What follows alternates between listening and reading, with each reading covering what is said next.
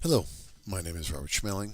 I'm presenting the following video presentation, Neoevolution, uh, Bioprospecting and How It Impacts Humanity, for the course Ideas 403, Preparing for the Future. The facilitator for this course is Dr. Kimberly Call. The date of the recording today is October 2nd, 2016. Thank you very much for your time. Neoevolution is a view from an anthropological perspective into the long-term cultural changes of human development. The theory arose in the mid-20th century, primarily associated with anthropologists Leslie A. White, Julian H. Stewart, and others regarding long-term human culture changes and short-term localized changes that may adjust or shift one long-term culture from another as they adapt to specific economic and unique environmental requirements. Considered also are the technological investigations. So technology as a whole, and it is critical to the neoevolutionary study, as is environment and as it affects the group that evolves. Genetic engineering is a hot topic technology of both the 20th and 21st centuries. Bioprospecting is the search for existing, even unrecognized naturally occurring biological diversity to serve as a source for varied use in medicine, agriculture, or even industry. Bioprospecting feeds directly into genetic engineering insofar as it looks for these unique items within even humanity to see if they can be used to improve or genetically alter humanity as a whole. An example of potential bioprospecting insofar as it relates to humanity is a case of a 4-year-old boy in Germany with a genetic mutation which prohibits the production of myostatin, a protein which limits muscle growth. As a result of this deficiency in myostatin, the child is capable of holding and moving great weights, such as holding a 7-pound weight, and think about that for a moment as a 4-year-old, a 7-pound weight held straight out ahead of them, without any issue. This is a type of genetic mutation which would be of use in many fields such as industry, military, or others, which would afford greater strength over time.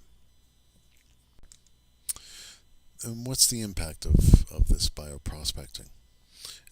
Direct intervention at the human genome level has the potential to generate the most powerful enhancements to humanity.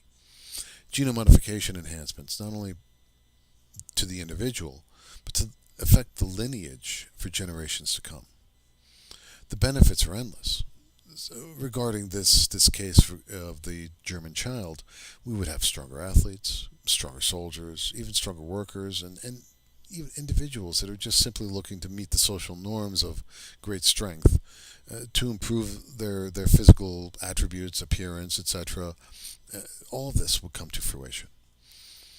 There are issues, however, and particularly those which we as a species would be altering ourselves to improve characteristics that would otherwise potentially never see the light of day. This is a genetic abnormality or mutation that is carried out in a very small populace, and we're looking to then prospect that into overall human development. Of course, this is regardless of the mutation as stated above with the German child. And moreover, the use of bioprospecting could be used to understand various microbes in our environment that could be turned against humanity. So these microbes could be the next great pandemic that detrimentally impacts humanity in an unimaginable way. Bioprospecting is not limited to human genetics. By sampling biological material from various sources, the end goal, particularly from a pharmaceutical perspective, is profit. Globally, commercial processes sourced from natural biochemicals destined for cancer research netted $16 billion in the U.S. in 1998. In 2005, this increased to $24 billion. Profit as a means of scientific discovery replaces scientific altruism here. What drives bioprospecting to derive a valuable hit from a given diverse source of biomaterial is money, not selfish humanitarianism. In the end, it's all about money, and can be all about money. And this is something we have to consider when we're dealing with items such as genetic engineering and bioprospecting. So in conclusion, We must always concern ourselves with how humanity will use discoveries such as that of the 4-year-old boy and his ability to leverage great weights. This could be leveraged to improve athletic ability for profit, but it could also be used to improve humanity, particularly individuals who may be suffering from genetic deficiencies in stature, or those who have suffered illness and have the inability to carry weight, etc. There's always a concern over humanity and its use of technology for selfish or destructive means.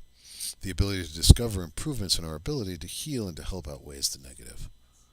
Finding ways to aid humanity by seeking new means from areas previously unrecognized could result in innumerable genetic discoveries that benefit mankind over time. Thank you for your time today.